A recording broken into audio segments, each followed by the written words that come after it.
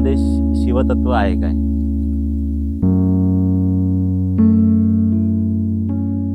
आहे. नमस्कार. आशिष दादा, आज आपण जो व्हिडिओ करतोय आता ज्या स्थानाच्या संदर्भामध्ये, ती एक विशेष गोष्ट आहे. म्हणजे तुम्ही आता जे काही इथे ऑरा स्कॅनिंग केलेलं आहे, त्याची आपल्याला लोकांना थोडक्यात माहिती समजावून सांगायची आहे.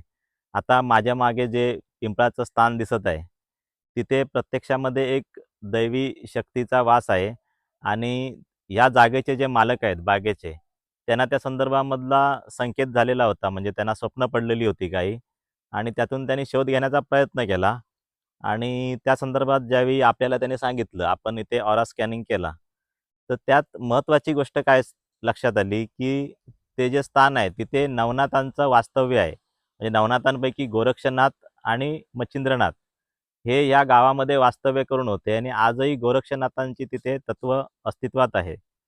आणि जो नवनाथ भक्तिसारा ग्रंथ आहे, त्या ग्रंथामध्ये जी गोष्ट सांगितलेली जाते, की गोरक्षनाथ एका ठिकाणी भिक्षा मागायला गेले होते आणि भिक्षा मागत असताना एका महिलेकडे जे त्यांनी वडे घेतले होते, ते मच्छिंद्रनाथांना खूप आवडले आणि म्हणून मच्छिंद्रनाथ म्हणाले, की पुन्हा जाऊन ते वडे घेऊन ये. आणि ते ज्यावेळी तिथे वडे मागायला गेले त्या महिलेकडे पुन्हा, त्यावेळी ती महिला त्यांना हसली आणि म्हणाली, की "गुरूंचं नाव सांगून तुलाच पाहिजेत काय रे वडेला बाळा?" तर या गोष्टीचं गोरक्षनाथांना वाईट वाटलं होतं. मग त्या महिलेने असं म्हटलं, की "जर खरोखरच तुझ्या गुरूंना वडे पाहिजे असतील, तर तुझे हे तेजस्वी डोळे आहेत, ते मला डोळे दे, मी त्या बदल्यात तुला वडे देते." आणि त्यावेळी गोरक्षनाथांनी काहीही विचार न करता आपला एक डोळा काढून त्या महिलेच्या हातामध्ये दिला होता. अशी ही योगिक गोष्ट आहे. तर त्यावेळी त्या महिलेला त्या गोरक्षनाथांची महती लक्षात आली आणि तिने माफी मागून वडे दिले. मग आपण जो आता प्रश्न विचारला, की ती जी गोष्ट आहे ती याच गावामध्ये घडली का? तर त्याचं उत्तर हो असं आलं. तर त्या ह्या गावाचं नाव आता सांगायला हरकत नाही. नादवडे असं ह्या गावाचं नाव आहे आणि ते खरे नाथवडे असं गाव होतं. म्हणजे नाथांचं वास्तव्य असणारं हे गाव आणि तिथे हे आपल्याला ठिकाण सापडलेलं आहे. तर मला लोकांना काय सांगायचं आहे ह्या माध्यमातून, की अशा प्रकारची अनेक ठिकाणं सिंधुदुर्ग, रत्नागिरी जिल्ह्यामध्ये अनेक गावांमध्ये आहेत. पंचक्रोशींमध्ये एक तरी सापडतं. परंतु त्या स्थानांच्या संदर्भामध्ये जी जागृती पाहिजे आहे, लोकांनी त्याची जी काय पावित्र्य राखलं पाहिजे आणि आपली परंपरा, आपली संस्कृती आणि आपला हा जो धार्मिक आणि ऐतिहासिक ठेवा आहे, तो जपला पाहिजे. यासाठी आपण जे संशोधन केलं, त्या त्या माध्यमातून त्यांच्या महत्त्व अजून कसं लक्षात आणून देता येईल, या संदर्भात तुम्ही बोललात तर जरा बरं होईल. म्हणजे जसं आपण सुरुवातीला तर बघितलं जेव्हा आपण ऑरा स्कॅन केला, तर आपण पाहिलं की त्याच्यामध्ये नकारात्मक ऊर्जा पूर्णतः शून्य होती. बरोबर. आणि जेव्हा आपण त्याचा पॉझिटिव्ह ऑरा चेक केला, तर तो जवळ-जवळ 11,000 70. 70 मीटर एवढा आला. म्हणजे हो, 11 किलोमीटर हो. एवढ्या रेडियसमध्ये हा ऑरा बरोबर. पसरलेला आहे. हं. आणि एवढं म्हणजे मला सांगावसं वाटतं की जेव्हा 11 किलोमीटर पर्यंत त्या देवतेचं तत्व म्हणजे जर पसरलेलं आहे, तर आपल्या सिंधुदुर्ग जिल्हा हा मुळातच सात्विक आणि सर्वत्र सगळेजण धार्मिक लोक आहेत. तर अशी अनेक ठिकाणं ह्या जिल्ह्यामध्ये असू शकतात आणि आपल्या गावामध्ये आपल्या जवळपासही असू शकतात. फक्त आपल्याला थोडंसं त्याचं निरीक्षण आणि जर आपण अभ्यास केला तर आपल्या लक्षात येऊ शकतं. आणि महत्त्वाचं कसं आहे की जिथे ही स्थानं आहेत म्हणजे आध्यात्मिक स्तरावरची, तर एक प्रकारे देवता किंवा ईश्वर आपल्याला घरबसल्या चैतन्य देण्याची व्यवस्थाही केलेली आहे. अन्यथा चैतन्य मिळण्यासाठी शहरातून लोक गावाकडे येतात, अनेक तीर्थक्षेत्री फिरायला जातात. पण सिंधुदुर्ग जिल्ह्याचे हे भाग्य आहे की त्यांना ईश्वराने चैतन्याचा स्रोत त्यांच्या घराजवळच किंवा त्यांच्या जिल्ह्यामध्ये किंवा तालुक्यामध्येच निर्माण केलेला आहे. तर अशा चैतन्याच्या ठिकाणी आपण गेलो, जसं जर असतील अशा ठिकाणी जाऊन आपण जर प्रदक्षिणा घातल्या किंवा कोणत्याही ग्रंथाचं पारायण केलं, तर आपल्याला त्या चैतन्याचा लाभ होऊ शकतो.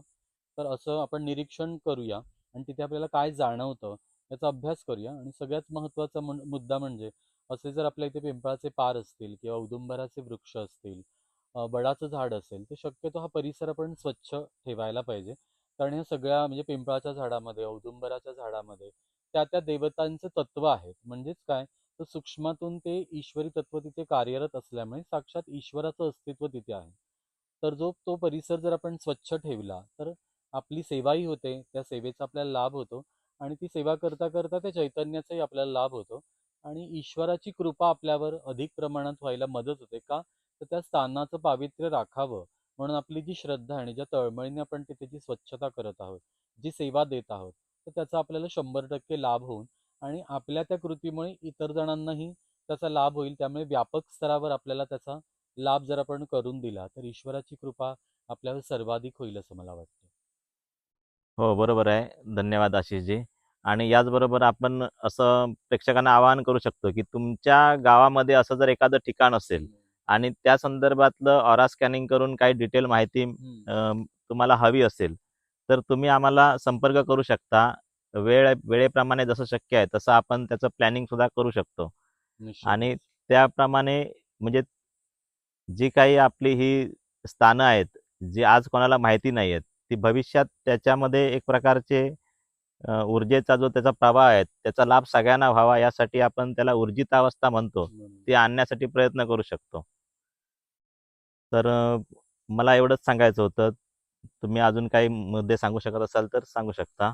म्हणजे मला मुद्दे म्हणजे आता दिनेश दादांनी आणि मी आम्ही दोघांनी सर्व जे मुद्दे आहेत याच्या संदर्भातली जी सूत्र आहेत ती सांगितलेली आहे.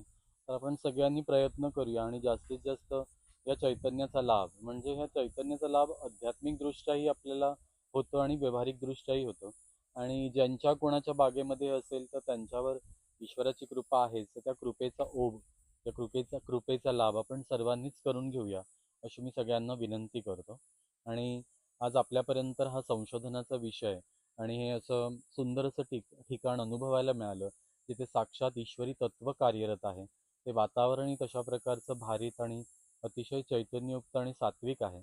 आणि आपण देवानी हे सगळं अनुभवायची संधी दिली आणि तुमच्यापर्यंत हा विषय पोहोचवण्याची संधी दिली त्याबद्दल ईश्वराच्या चरणी आणि आपल्या सर्वांच्या प्रती मनपूर्वक कृतज्ञता आणि नमस्कार. नमस्कार.